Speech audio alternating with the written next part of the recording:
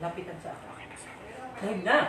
Oy! Mga kababayan, magandang araw po sa inyong lahat. Nandito po kami sa studio ng Marinduque News at meron lamang akong espesyal na pasalamatan na tapakita po sa inyo dahil alam niyo po ang Marinduque News ay nabuo o patuloy na nagpapatuloy o patuloy na, should I say, patuloy ang serbisyo sa ating mga kababayan. At ang pinaka-inspirasyon po nito, yung mga kababayan nating OFW o yung mga kababayan nating overseas Filipino workers. So sila po yung dahilan kung bakit nagkakaroon ng mga additional na mga gamit, mga karagdagang mga equipment, at saka naganda itong studio kung nakikita nyo po. Pakita natin dito, kagaya nito, yung malaking TV ho dito sa ating background, yan po ay dinonate ng ating kababayang OFW mula sa Abu Dhabi.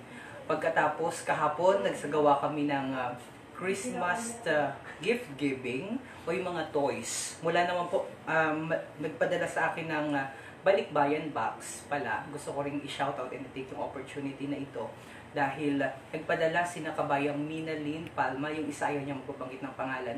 Wala naman dyan sa Hong Kong. Imagine, from Hong Kong with love to Marinduque with heart. So, pinadala dito yung regalo sa mga bata. And then nabigay natin. Ibig sabihin, wala pong, hindi dahilan ang milya-milyang pag-itan kung talagang, gusto mo makatulong, at the same time gusto mong bumisita, ay welcome na welcome po ang ating mga kababayang OFW. And true enough, today, we are so much lucky because meron po kitang kababayan na bumisita. Nandito na siya mismo ngayon sa ating studio na matagal nang masugid na taga-suporta ng Marinduque News Network. At galing pa po siya ng Canada. Mula po siya sa Ilayang Bahi, Gasan. Help me welcome! Ayan, tutukan mo na lang siya. Yan, kababayan natin. Ang daming kalat, pasensya na po. Ayan ang working table ng Marinduque News. Kabayan, dito kabayan. Interview natin si kabayan. Interview, mga inspirasyon natin ito. Very informal lang yung ano. Yung kabayan, kumusta ikaw? Ikaw ay laging, ang ganda naman ng kwentas ito, kailangan natin kaibiganin. So, kabayan, galing ka sa Canada. Kumusta naman ang bakasyon mo? Paano nakakatulong ang Marinduque News? Walang iyakan.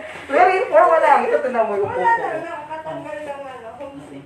Ang tagal mo nang taga-sabaybay ng Marinduque News, ano? Oo. Paano nag-ugat?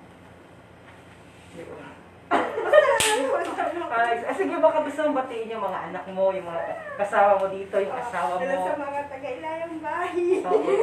Mga taga-ilayang bahi. Tapos yung mga friends mo sa Canada, meron ba ganun Marinduque yung community? Di ba meron? Oo nga, Vancouver. Vancouver, si Tita Lucille Sarmiento. Na-message mo ba sila? Hindi ka na. Kakamit na message ko sila.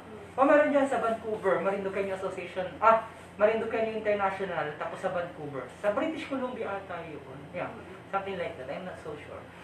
Pero, mabuti naman at kahit pa paano, nabisita po kayo dito. Karangalan po namin kayo mga kanaupang pala na personal. Bagamat bawal ang hug, so virtual hug. So, ano po ang pakiramdam na nandito kayo sa Marinduque News? Masili lang po ito, hindi po ito kagaya ng utay-utay. Maganda no? Utay-utay. Wala lang ang pangalan dapat. At least nakakating. Oo, at least nakarating. Tapos nag-band pa kayo pa dito. Okay. Sige po, batiin niyo yung anak niyo. Alright, maraming salamat po. And shout out kay Mary Samantha po. Mary Samantha Pulido po. At saka kay Mariel Bito. Mariel Bito. Mariel Bito. Mga taga. Maraming Bito sa Buena Vista. Oo. Okay.